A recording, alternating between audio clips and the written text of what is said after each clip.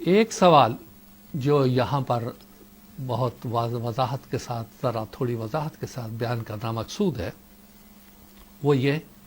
کہ غزوہ ہند کیا ہے۔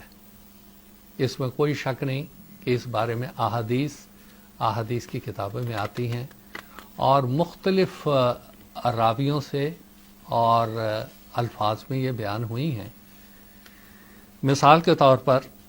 حضرت ثوبان رضی اللہ تعالیٰ عنہ کی ایک روایت ہے جو سنن النسائی میں مذکور ہے، اور اس کے اندر جو الفاظ ہیں وہ اس طرح سے ہیں کہ میری امت کے دو گروہ ہوں گے جو کہ احرزہم اللہ من النار، اللہ تعالیٰ نے ان کو آگ سے محفوظ رکھا ہوا ہے۔ اصابۃ تغزو الہند، ایک گروہ ایسا ہوگا جو ہندوستان میں جہاد کرے گا، اصابۃ، اور ایک دوسری جماعت ایسی ہوگی جو عیسیٰ ابن مریم علیہ السلام کے ساتھ ہوگی۔ اب اس کے بعد اگر آپ اس کو لے کے جانا چاہیں بادشاہت کے غزوہ کی طرف تو یہ صحیح نہیں ہوگا۔ یہاں پر اللہ تعالی یا رسول پاک صلی اللہ علیہ وسلم نے فرمایا کہ وہ آگ سے محفوظ ہوں گے۔ جب ہم آگ لفظ کہتے ہیں، یہاں جہنم نہیں کہا ہے، یہاں آگ کہا ہے، جہیم بھی نہیں کہا ہے جو قرآن میں استعمال ہوتا ہے،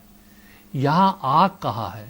اور آگ قرآن مجید میں ہی جنگ کے معنوں میں بھی استعمال ہوا ہے۔ مثال کے طور پر کلما اوقدوا نارا للحرب، آیت نمبر 65 سورہ مائدہ، کہ جب کبھی انہوں نے جنگ کی آگ بھڑکائی۔ اب یہاں جنگ کی آگ، جنگ کو آگ کہا کہ وہ بھڑکائی جاتی ہے۔ اب یہاں پر یہ بات پیدا ہوئی، یہاں بات صاف ہوئی کہ یہاں پر جس امت کے ہندوستان میں غزوہ کرنے کا ذکر ہو رہا ہے وہ آگ سے محفوظ رہے گی، یعنی جنگ و جدل نہیں کرے گی، وہ اس کے بغیر ہندوستان میں داخل ہوگی۔ اب یہ امت کون تھی؟ دیکھنے والی بات ہے۔ خواجہ معین الدین چشتی رحمۃ اللہ علیہ، بابا فرید رحمۃ اللہ علیہ، فرید شکرگنج رحمۃ اللہ علیہ، خواجہ نظام الدین اولیاء رحمۃ اللہ علیہ، معین الدین چشتی رحمۃ اللہ علیہ، یا ہندوستان میں مجدد الفسانی رحمۃ اللہ علیہ، اور ان جیسے بے شمار اولیاء اللہ جو ہندوستان میں آئے یا ہندوستان میں وہ ان کی شاگردی میں پیدا ہوئے، انہوں نے ہندوستان میں جہاد کیا، مگر کون سا جہاد؟ وہ جہاد جو ہمارے آقا محمد مصطفیٰ صلی اللہ علیہ وسلم نے مکہ میں کیا۔ وَجَاهِدْهُمْ بِهِ جِهَادًا كَبِيرًا، سورہ حج یہ مکہ میں نازل ہوئی کہ تو ان سے جہاد کبیر کر، بہت بڑا جہاد کر۔ وہاں تو آپ نے کوئی پتھر نہیں اٹھا رہا، پتھر مارنے والوں کو بھی پتھر نہیں مارا، تلوار چلانے والوں کے خلاف بھی تلوار نہیں چلائی۔ جہاد کبیر سے مراد قرآن سے جہاد، تبلیغ کا جہاد۔ یہ علماء امت جو ہندوستان میں باہر سے آئے، یہ فقراء، انہوں نے آ کر یہاں پر اسلام کی تبلیغ کی، جہاد کبیر کیا۔ یہ ہے وہ غزوہ جس کا حضور صلی اللہ علیہ وسلم نے اس حدیث میں ذکر فرمایا تھا کہ یہ امت آگ وغیرہ سے کام نہیں لے گی، لڑائیوں سے کام نہیں لے گی، یہ تو جہاد کبیر کرے گی، اور اپنی تبلیغ کے ذریعے سے، اپنے پاک نمونے کے ذریعے سے، اپنے اخلاق کے ذریعے سے لوگوں کو اسلام کا گرویدہ بنا لے گی۔ آج بر صغیر میں کروڑوں مسلمان جو ہیں وہ ان اولیاء اللہ کے جہاد کبیر کا نتیجہ ہے۔ اگر یہ تلوار کے ذریعے سے مسلمان ہوئے ہوتے تو تلوار تو مغلیہ دور کے ساتھ بہادر شاہ ظفر کے ساتھ ختم ہو گئی، تو ان کو بھی ختم ہو جانا چاہیے تھا۔ نہیں، ان کے اوپر وہ جہاد ہوا جو حضرت بلال پر ہوا، وہ تلوار چلی محبت کی جو حضرت بلال پر چلی۔ اولیاء امت کے ذریعے سے انہوں نے اسلام قبول کیا، آج تک یہ ان اولیاء امت کو نہ چھوڑ رہے۔ اگرچہ کہ یہ بات مشرکانہ ہے، مگر اتنی عقیدت اور محبت ہے کہ معین الدین چشتی رحمۃ اللہ علیہ کے مزار کو دیکھ لیں، نظام الدین اولیاء کے مزار کو دیکھ لیں، بابا فرید رحمۃ اللہ علیہ کے مزار کو دیکھ لیں، مجدد الفسانی کے مزار کو دیکھ لیں، ان کی قبر کی مٹی کو بھی لوگ نہیں چھوڑ رہے۔ ہندو بھی جا رہے ہیں، مسلمان بھی جا رہے ہیں، اور یہی وہ جہاد کبیر تھا، غزوہ تھا، جس کی رسول کریم صلی اللہ علیہ وسلم نے خبر دی تھی کہ ایک امت تو اولیاء کی آ کے تبلیغ کرے گی، وہ ہند میں غزوہ کرے گی، اور دوسری امت کے بارے میں فرمایا کہ وہ مسیح موعود اور امام مہدی کے ساتھ ہوگی، اور اس کا تعلق جماعت احمدیہ سے ہے۔ اور اس جماعت کے ذریعہ سے جہاد تھا، جس کو کہ قتال کہا گیا ہے عربی میں، اور جو خاص موقعوں کے لیے تھا،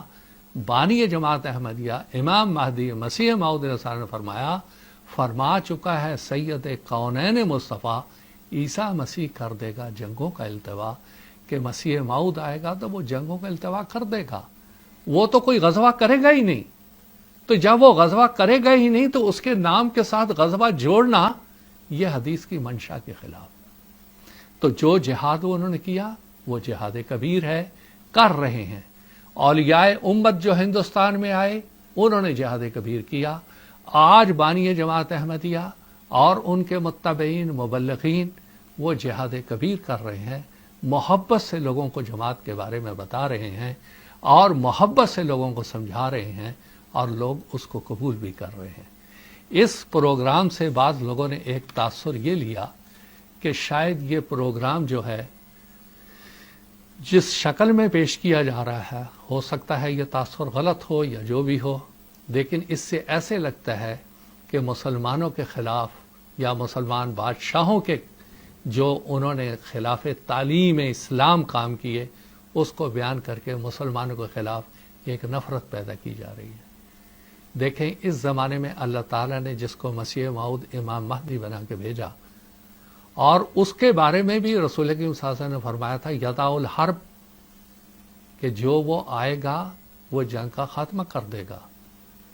اور جنگیں اس کے زمانے میں ختم ہو جائیں گی، جزیہ جو جنگ کے بعد ہوتا ہے وہ ختم ہو جائے گا۔ یہ ہو نہیں سکتا کہ ایک طرف حضور کہیں کہ وہ یدع الجزیہ، کہ وہ جنگ کے تاوان نہیں لے گا، جنگ کو ختم کر دے گا، اور دوسری طرف کہیں کہ وہ ہندوستان میں غزوہ کرے گا۔ یہ مفہوم بیٹھتا نہیں، بنتا نہیں۔ مفہوم وہی ہے جو ابھی بیان کیا گیا کہ جہاد کبیر اس سے مراد ہے۔ حضرت مرزا غلام احمد صاحب قادیانی جب اس دنیا سے گئے تو اپنی وفات سے پہلے انہوں نے ایک کتاب لکھی 2-4 دن پہلے، جس کا نام رکھا اپنے پیغام صلح، اور بر صغیر کی قوموں کو سمجھایا کہ دیکھو میں تم کو ایک نصیحت کرتا ہوں، ماضی کی کڑواہٹوں میں مت جاؤ، ماضی کی تلخیوں میں مت جاؤ، نقصان اٹھاؤ گے،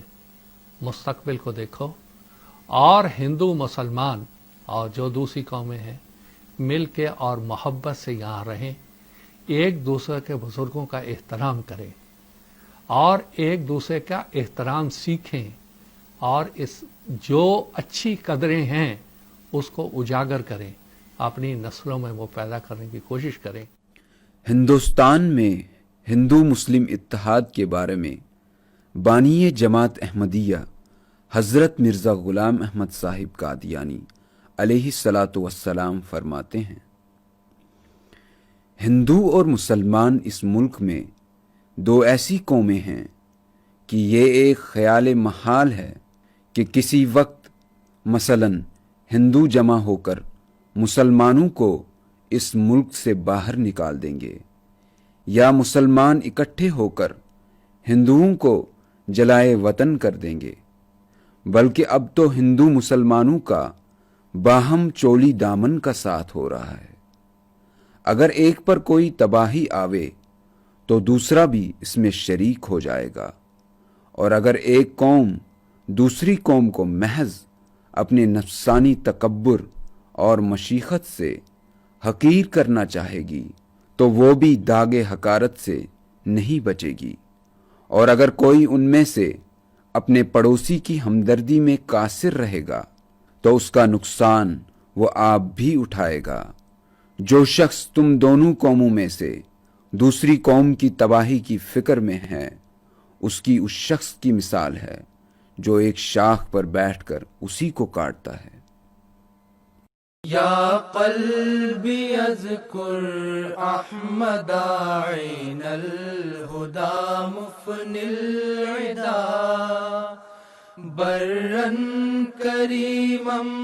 محسنا بحر العطايا والجدا